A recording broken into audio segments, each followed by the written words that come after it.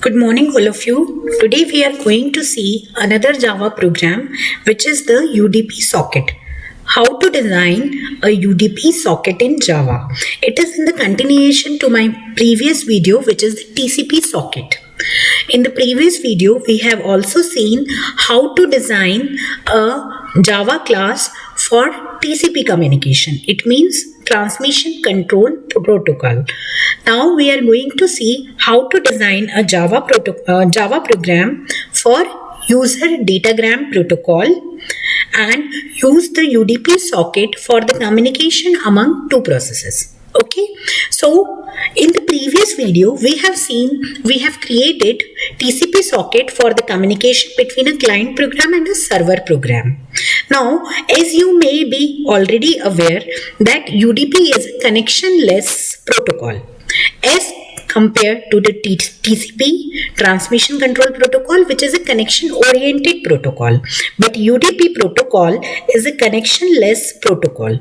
Now, it is unreliable protocol which is being used at the transport layer of TCP/IP protocol suite. It is used on the transport layer, but as compared to the TCP protocol, it is connectionless protocol. In UDP, there is no acknowledgement of the data sent to any of the machine. So you are not going to get any acknowledgement for the data. So it is being considered as the unreliable protocol. Apart from that, it is connectionless protocol because every data packet, the UDP which is use the datagram approach where your datagram is being sent over the network. So these datagram are going to follow different route. So here in this program, we are going to see the implementation of UDP protocol and to send the data using the UDP socket. So as previously, we are going to use the same IDE, which is our NetBeans IDE for the implementation of this program. Now here you can see I have created two classes here. One is the sender class and another one is the receiver class.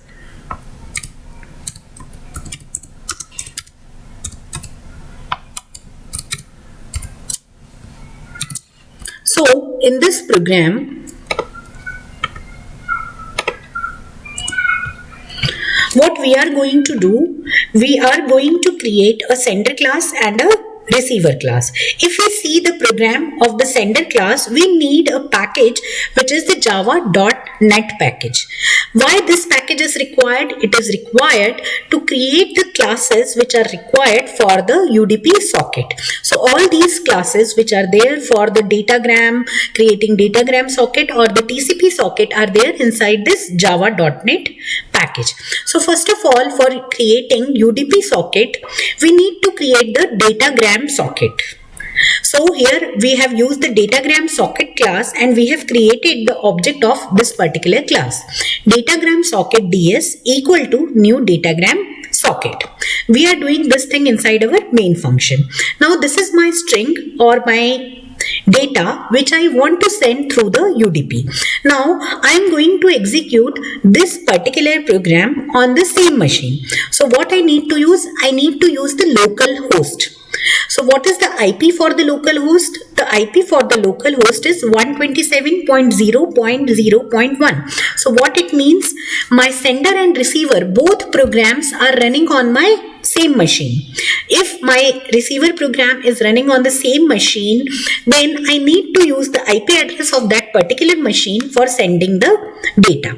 So here I have created another object which is the object of in inet address class IP and inet address dot get by name. It is going to return localhost for this IP address because this IP address is being defined for the localhost. So IP object will hold the localhost address in this. So what I need to do, I need to send each data packet with that particular IP address. So inside for creating the datagram packet, basically what I need the data in the form of the bytes. Then what will be the size of my data? So for that I can use the length function, and then the IP address of my destination where I want to send the data, and the port number where my data is going to be received. So you already know that port number is the process identifier. So here for this program I have used the 4000 as my port number, because you already know that the port number from 0 to 1024 are already being reserved. They are being used by the standard processes like SMTP use the port number 25, and there are many other processes which have their own defined or standard port number. So we cannot use the port number up to the 1024. So I have used the port number 4000. You can use any port number above 1024 to 65,536. So here my datagram packet will be created with this data. It will be converted into the byte by str.getBytes method. Then I need to mention the size of my data using the length function, and then the IP address, and the next thing will be the port number.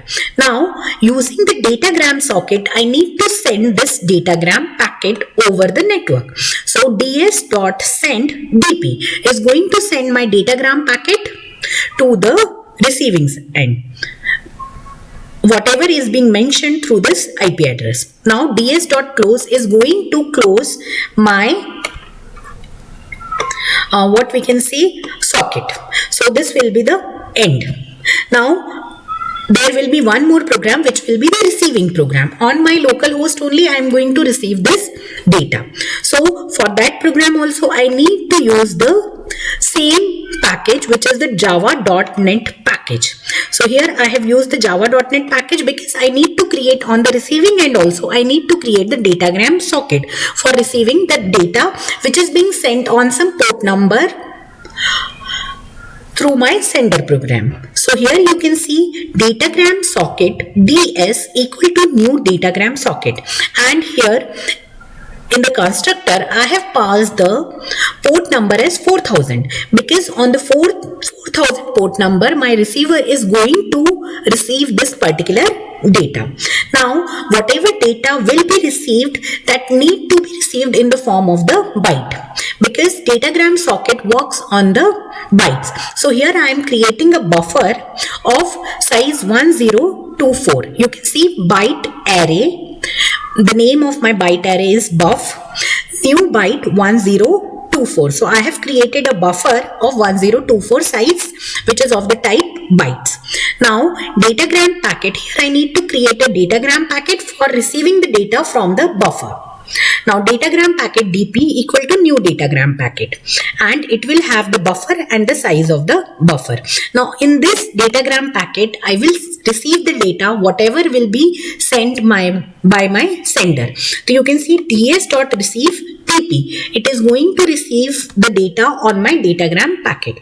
Now here this data is being received in the form of the bytes, so I need to convert it into the string. So here I have created a string object, new string dp.getData. So this is the data which is being received by the datagram packet 0, dp.getLength. So what it is going to do, it is going to convert my byte data into the string format. Whatever data is being received by my datagram packet is going to be converted into the form of the string, and then using this SOP method system.out.println I am going to display the data received at the receiving end, and then in the end I am going to close my datagram socket. Now first of all I need to run my receiver program for waiting for the data which is being sent by my sender. Now I am going to run my sender program. Now if I will see the receiver program output, here I should receive the data which is being sent by my sender. So what was the data which is being sent by my sender is welcome to AISSMS IOIT.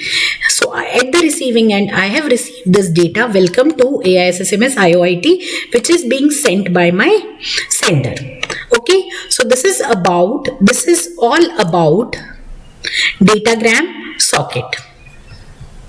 So I hope you all will be clear about the datagram socket. Thank you very much.